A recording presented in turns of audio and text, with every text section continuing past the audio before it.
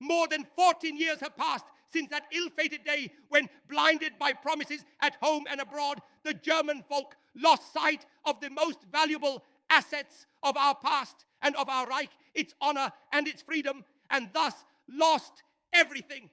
Since those days of treachery, the Almighty has withheld his blessing from our folk. Dissension and hatred have made their way into our midst. In the profoundest distress, millions of the best German men and women from all walks of life watch as the unity of the nation vanishes and dissolves in a muddle of political and egotistical opinions, economic interests, and differences in philosophy. As so often before in our history, Germany has presented a picture of heartbreaking disunity since that day of revolution. We were never given the promised equality and fraternity, and we have lost our liberty. The disintegration of the unity of spirit and will of our folk at home was followed by the disintegration of its political standing in the world. Imbued with burning conviction that the German folk entered the great fight in 1914 without a thought to any guilt on its part, and filled only with the burdensome care of having to defend the Reich from attack and preserve the freedom and the very existence of the German folk, we see in the shattering fate which has plagued us since November 1918 merely the product of our disintegration at home.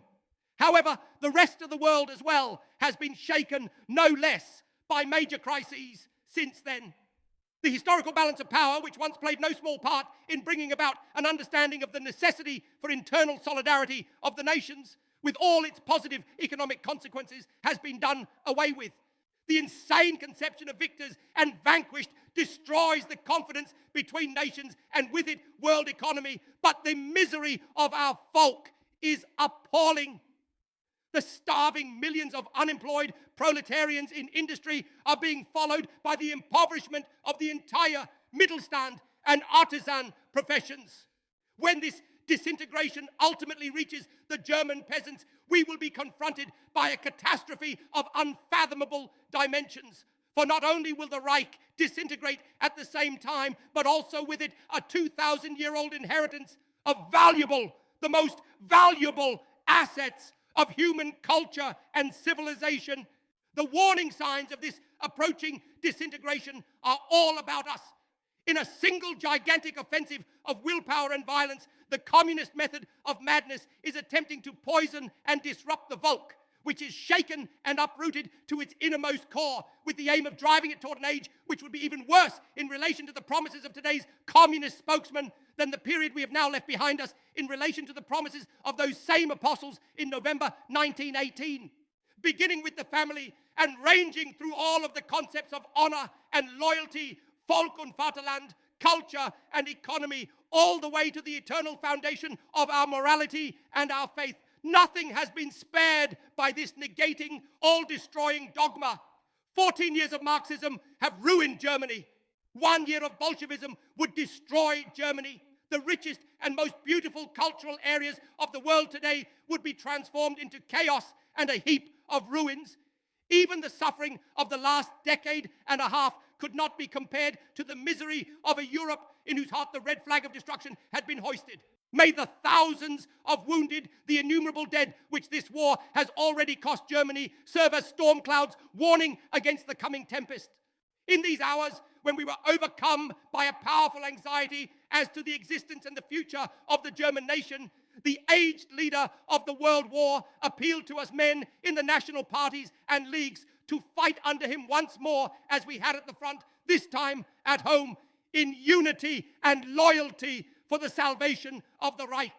The Venerable Reich President has allied himself with us in this noble sense, and therefore we shall vow to God, our conscience, and our Volk as national leaders, that we may resolutely and steadfastly fulfill the task thus conferred upon us as the national government. The inheritance we've taken on is a terrible one. The task which we must accomplish is the most difficult ever posed to German statesmen within the memory of mankind. But our confidence is unbounded, for we believe in our Volk and in its imperishable virtues. Peasants, workers, and bourgeoisie must all join together to provide the building blocks for the new Reich. The national government will therefore regard it as its first and foremost duty to re-establish the unity of spirit and will of our Volk.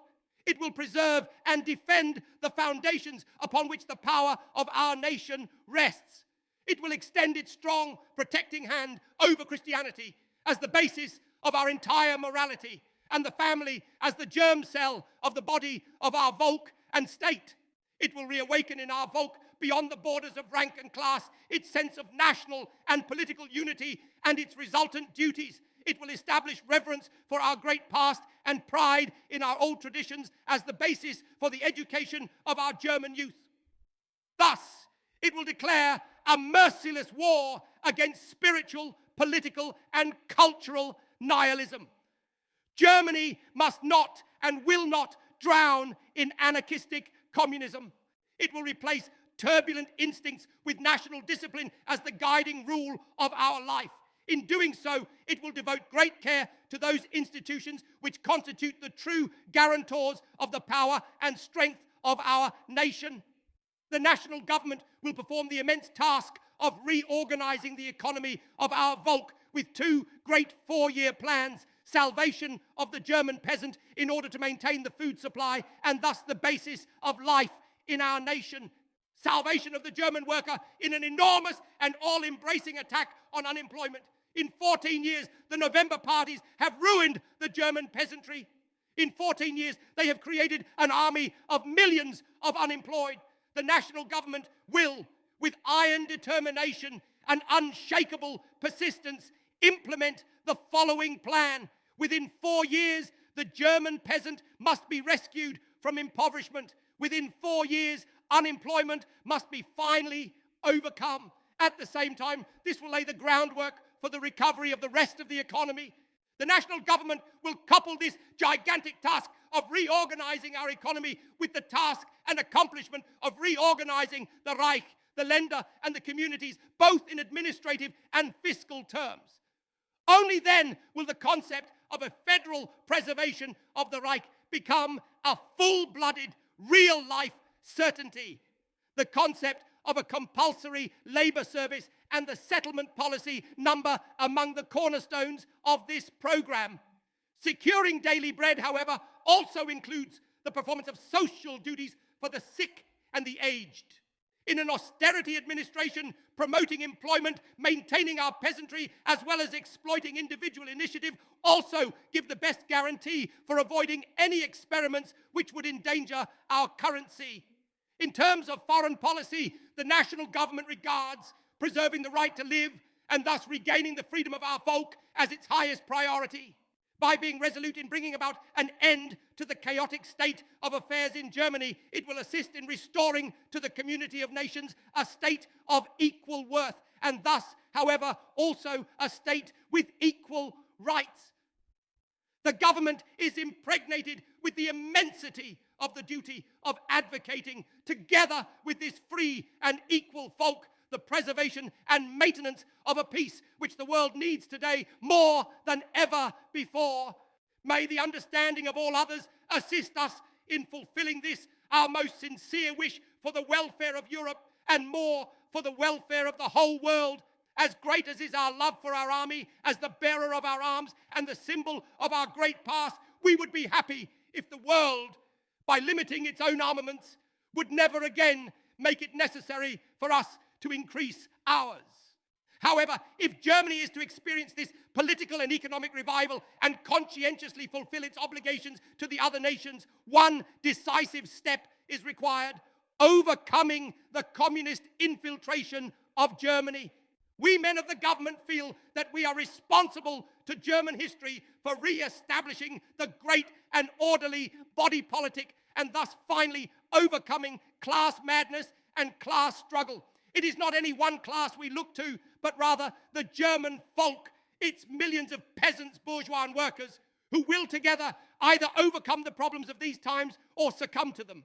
Resolved and true to our oath, we will thus, in view of the present Reichstag's inability to support this work, ask the German folk itself to take on this task we call our own. Reich President von Hindenburg has called upon us and given us the order to use our own unity to restore to the nation the chance for recovery. Thus, we now appeal to the German Volk to take part in signing this deed of reconciliation. The government of the national uprising wants to work, and it will work. It was not this government which led the German nation into ruin for 14 years. This government wants to lead the nation to the top once more. It is determined to pay the debt of 14 years in 4 years. But it cannot make the work of reconstruction dependent upon the approval of those who are to blame for the collapse. The Marxist parties and their fellow travelers have had 14 years to prove their prowess. The result is a heap of ruins. Now, German Volk, give us 4 years and then pass judgment upon us. True to the order of the Field Marshal, we shall begin. May Almighty God look mercifully upon our work, lead our will on the right path, bless our wisdom, and reward us with the confidence of our folk. We are not fighting for ourselves, but for Germany.